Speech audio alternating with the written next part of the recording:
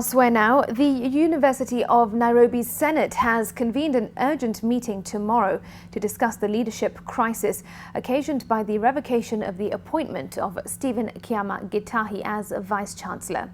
NTV's Seth Olale has an update now on the anxiety, confusion and uncertainty that has gripped the institution. The special meeting of the University Senate has been set for 7:30 a.m. in the council chamber. On the table, the leadership crisis that has gripped the institution of higher learning. The fierce leadership contest pits Professor Stephen Kiama Gitahi against Professor Isaac Mbeche, and it's all about who's rightfully mandated to lead the institution in the role of a Vice-Chancellor. Stephen Kiama Gitahi, whose appointment as University of Nairobi Vice-Chancellor was revoked by Education Cabinet Secretary George Magoha late last week, through a paid-up advertisement in the local dailies, insists that his appointment as Vice-Chancellor was valid and he will continue to discharge his duties.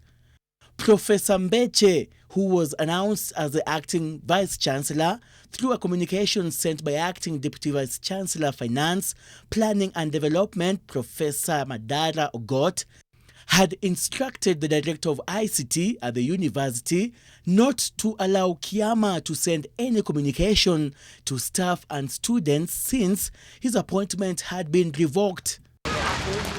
As the leadership crisis takes hold at the institution, university students and staff allied to Professor Mbeche have reportedly replaced the locks at Kiama's office. In case people go to court, there'll be no grounds to revoke whatever has happened right now. So we want to tell the members of the public that we, as students of the University of Nairobi, we work in accordance with what the minister has told us.